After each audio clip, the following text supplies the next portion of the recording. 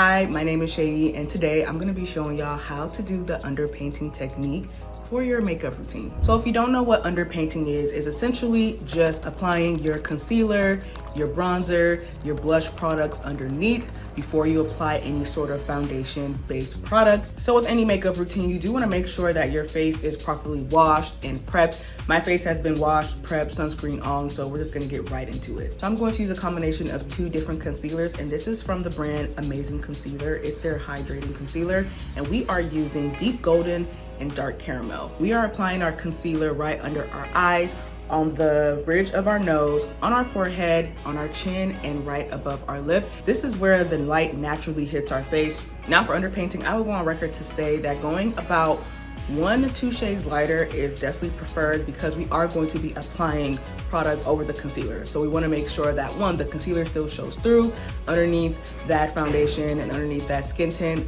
but you also wanna make sure that you're going for a shade that does still complement your skin tone. For a little added depth, I'm going to take the Amazing Concealer. It is a liquid concealer. I have it on the back of my hand, so I am going to use a brush to apply that directly where I have the other shades on my skin right now. This shade is a little more closer to my skin tone, and so I just wanna help balance out the brightness that I have going on, because while I can't keep it that light, personal preference, I like a more subtle highlight versus like a more dramatic highlight. But if you want more dramatic, you're going for full glam, you can definitely just stick with the 2 to 3 shades lighter and you will be fine. Before we apply our bronzer contour situation, I do want to go ahead and blend this out because I don't want this to dry down too much where it becomes difficult to blend out. So one trick I like to do is I like to apply a setting spray before I blend out my concealer. I have found that that really helps to just seamlessly blend out the product into my skin, and it just sort of blends better, in my opinion.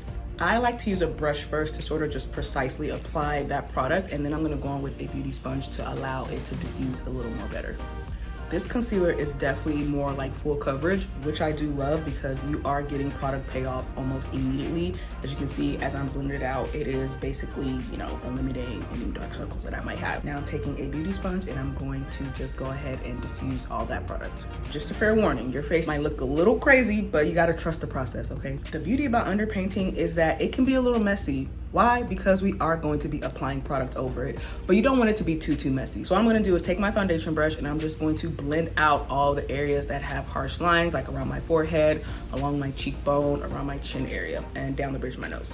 I'm gonna go back in with my beauty sponge and I'm gonna apply the remainder product that's left on the sponge over my eyes because I just kind of want a blank canvas. We're already a third of the way there. We have our concealer down and now it's time to do our bronzing / contouring. Now I definitely am a bronzer kind of girl, but I do think that contouring tends to lend itself a little better when it comes to underpainting, or I can do a combination of both. So for today, I'm going to do a combination of both. I'm gonna take a contour, and this one is from Bosma Beauty. And I'm just gonna take their foundation stick in the shade number 1 because it is a deep, rich chocolate shade that just goes really well as a contour on my skin. And I'm just gonna apply that along the perimeter of my forehead, along my cheekbone, and a little bit down the bridge of my nose. And I'm just gonna take a small kind of concealer shaded brush, and I'm gonna use this particularly along the bridge of my nose because I need that to be a little bit more precise. And as you can kind of see, I'm sort of bringing that into my eyebrow just a little bit, just because I kind of want that dimension to sort of just look very seamless. And I'm not bringing it all the way down. Personal preference, you can do whatever you wanna do. Now I'm gonna take a larger fan brush and I'm going to blend out my forehead and my cheekbones.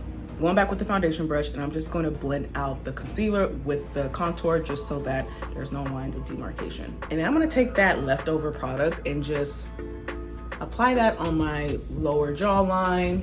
And as you kind of already see, the dimension has been brought back to my face. To be honest, it does look like I have a little bit of foundation on, which is great. This is what we want our base to look like before we go in with our foundation right on top. We're about 2/3 of the way done, and we do still have one more step before we apply our foundation skin tint.